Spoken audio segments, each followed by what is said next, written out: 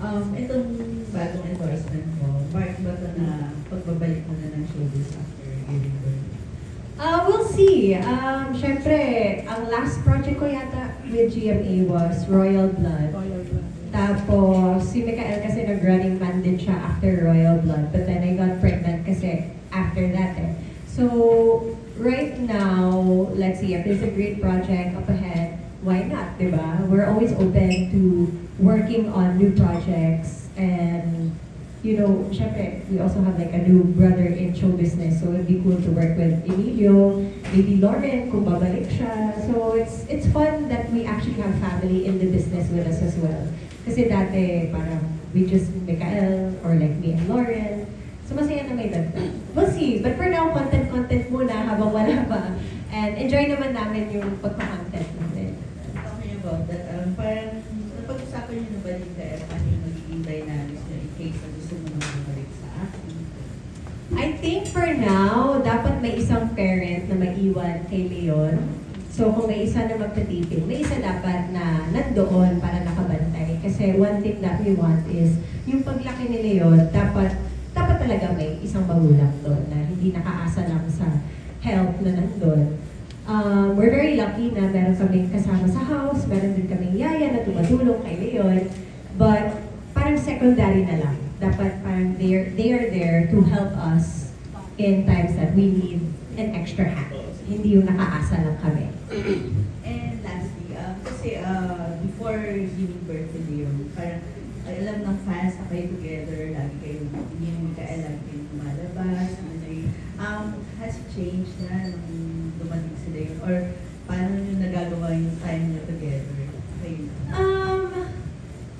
Mas sa bahay lang kami, to be honest. Bahay lang muna, team bahay. Sino pa ba dito team bahay? Mga introvert.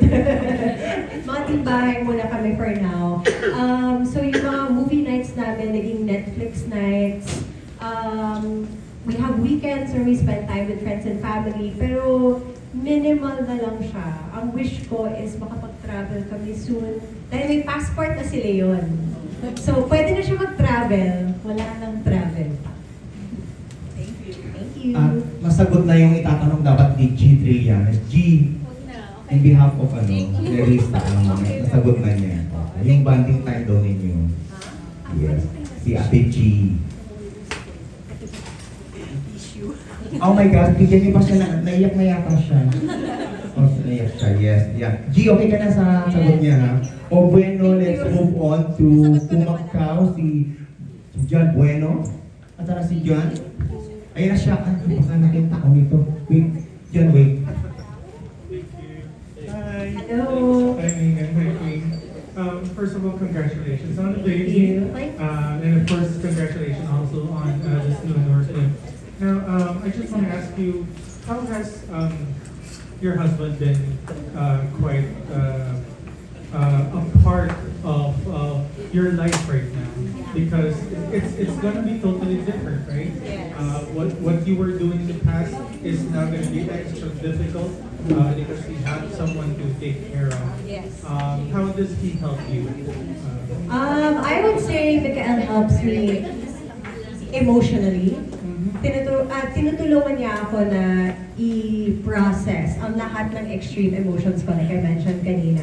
So, if there's something that I have a problem with, before I would hide it from him, but I've learned now na, hindi, dapat mag-usap tayo. Kasi, paano magiging maayos yung problema natin kung hindi natin pag-uusapan? Kahit na mahirap, di ba? I mean, I guess in a marriage, you talk about the difficult things so that you get through it. And that's been working really well for us. But at the same time, he also pushes me to be a better version of myself. Kasi gusto niya na, okay, I want you to enjoy taking care of Leon, but I want you to enjoy that habang inaalagaan mo yung sarili mo. So do the things that you want to do. Go out, go do your workout, go shopping if you want. Wow, sabi niya talaga yun, go shopping if you want. Huwag ka na magkuripot, kasi kuripot talaga ako. So, sabi niya, i-treat mo naman minsan yung sarili mo para at least ma-feel mo na, you're in a new stage of life. So, if you want to buy something new for yourself, go ahead. Sabi niya, Sabi ko, wow, talaga, the next day nag-shopping ako. But he has that husband instinct where he knows what you're feeling already. Oh yeah, definitely. Alam na alam niya pag naiinis ako, pag malungkot ako. And I guess it's because my face is so transparent. Hindi ko talaga natatago, di ba? Like, may RBF, pag naiinis na. But, I mean, that rarely happens though. But he catches me and when I really need it. So I'm grateful na he is always there at moments when I need him the most. Okay, going back to the product, Yes. what's your impression of it? Well, it's actually a brand that we've been using before pa. So, syempre, you use Sisters when you start getting your period, when you're younger. But aside from that, I just love how convenient it is, especially menstrual pads that I mentioned kanina.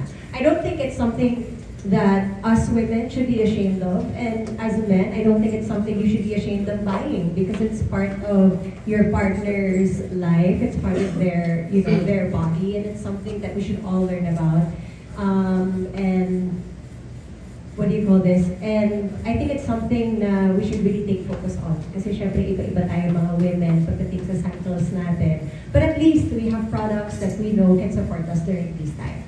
Has it been discussed to you that you will be doing female hygiene symposiums, like plans to go to schools like the previous endorsers also of Sisters? It hasn't been discussed with me just yet, but I am very much open and Wow. excited to do things like this. Syempre, it's To talk to teenagers? of course, I mean, and of course to learn. Kasi Yes. syempre, hindi naman ako expert pagdating sa ganitong bagay. All I know is everything from my own experience. But if we're able to educate young girls, of course young boys as well, about the female cycle and like what it can do to women, di ba? Like what happens throughout the female cycle, di ba? Baka mas ma-educate lang sila. And of course, sana hindi na mahiya ang mga batang babae or yung mga teenagers na pag-usapan or like hindi na kailangan itago yung napkin. Di ba? Pag bumibili. Alam mo yung parang magsi-CR ako, tapos talagang tagong-tago. That's what we used to do eh. Kasi nahihiya to talk about your period. But hopefully, you know, as the years go by, times are changing. It's something that a lot more people can be open to talking about. Thank you so much. Thank you. Ang galing talaga. Stand proud. We are one. We are sisters. We are Diba? one, Ang we are galing talaga. sisters. Hindi kailangan turuan. We are ito eh. sisters. We are sisters. And from the birthday girl na si Tessa Mauricio ng Manila Times, another birthday boy na isusurprise din namin mamaya. O, nagpagawa ka ng cake. Si Bobby Requintina ng Manila Bulletin. Yung isa Manila Times, ito Manila Bulletin. Halika na, Bobby, birthday mo. Tabihan mo na si Ineka. birthday! Birthday po niya, so magsusona din siya. O, ito na yung pasona mo. Picture pasona ng birthday boy. O, ito na yung pasona mo. 5 minutes question, go. Hello, Megan. Congratulations on your latest endorsement